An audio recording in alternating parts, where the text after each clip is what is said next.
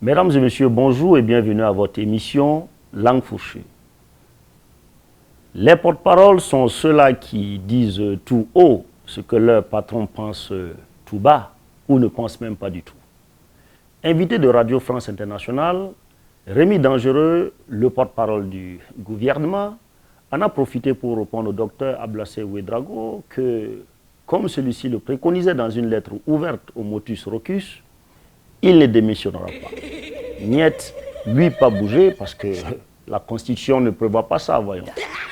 Et plus encore si c'est pour que l'emballé au perchoir ait le bonheur de digérer le faso autrement. Pardon, on me signale en régie que le bon mot c'est diriger. Mais bref, de toute façon, la gouvernance est digestive, sinon beaucoup auraient déjà rendu le tablier. Pendant que la première srameuse du Faso annonçait en larmes sa mise en examen future pour blanchiment de capitaux, à l'Assemblée nationale, sous la présidence de l'honorable Bala Sakandé,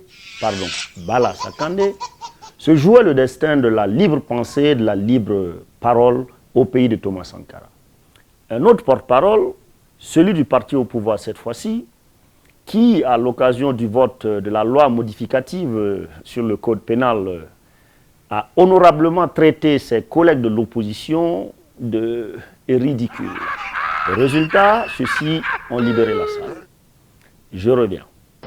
Vous avez entendu, on m'a tué, c'est par Internet. Que ceux qui sont des aveugles, moi, ouvrent les yeux cette fois-ci avec les gens terre à terre. Parce qu'on ne peut pas permettre une liberté illimitée à un journaliste. Les Burkinabés ne cessent de dire que leur président est une carpe, tellement celui-ci est muet.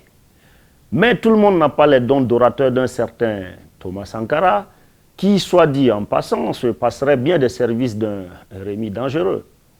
Et le motus Rocus n'a-t-il pas hérité du silence légendaire d'un certain beau capitaine qui dormait à chaque fois que des choses importantes se passaient dans son pays?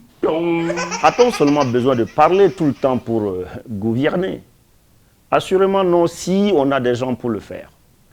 Cela s'applique uniquement au gouvernement et pas aux partis politiques.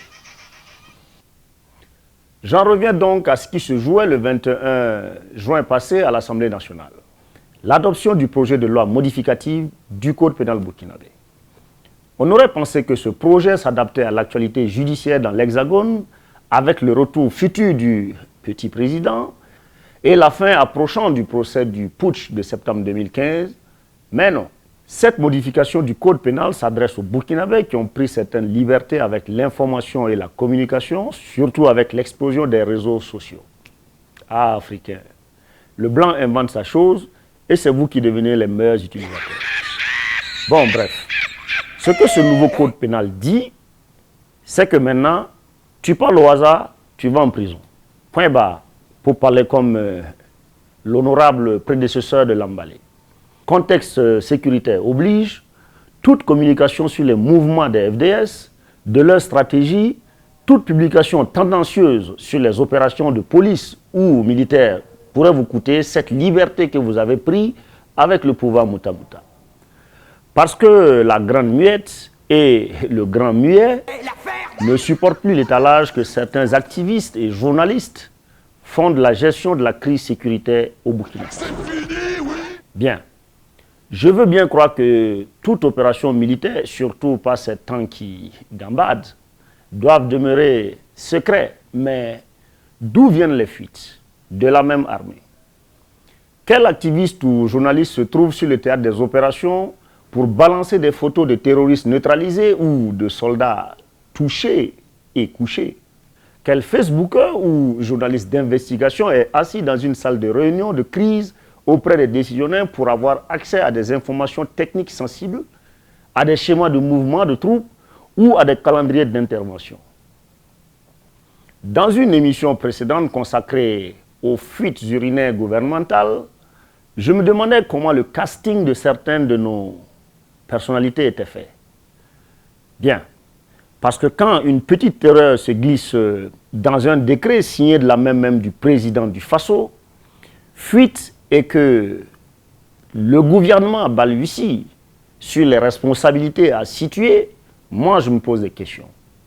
Il n'y aurait pas eu de lanceur d'alerte que le Mouta serait passé comme une lettre à la Sonapost. Alors, le danger viendrait-il de celui qui reprend l'info ou de celui qui l'a laissé fuiter? La question reste posée. L'avantage d'une majorité, c'est cela. Voter, modifier et visser. Mais cette majorité ne devrait-elle pas travailler à rendre meilleure la qualité de vie de ceux qu'elle est censée représenter? Rappelez-vous de cette autre majorité et sous d'autres cieux qui a voulu le faire et où cela a conduit. Parce que si cette loi fait tant parler d'elle, c'est qu'elle est incroyablement dangereuse pour la liberté de parole et d'information, mais pour la liberté tout court.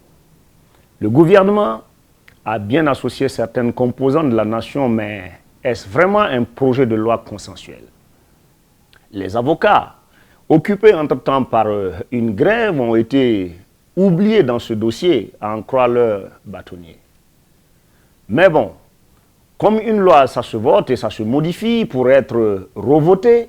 Votez la loi, je serai très heureux.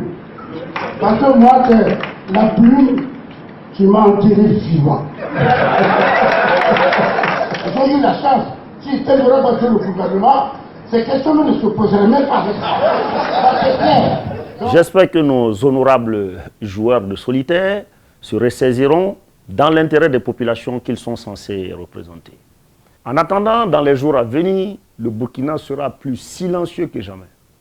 On entendra même une mouche péter à Falangoutou, tellement les journalistes de Facebook devront se taire. Ne dit-on pas que les peuples sont à l'image de leurs dirigeants et le motus rocus aura réussi à transmettre son mutisme à son peuple par le vote de cette loi? Commencez, braves compatriotes, à cotiser pour mon avocat et mes amendes si vous ne me voyez pas à l'antenne mercredi prochain. Jeunesse burkinabé, Wumda Gomda, sans les gommer, tout 15 forogo. Allez, à bientôt pour un autre numéro de votre langue fourchue.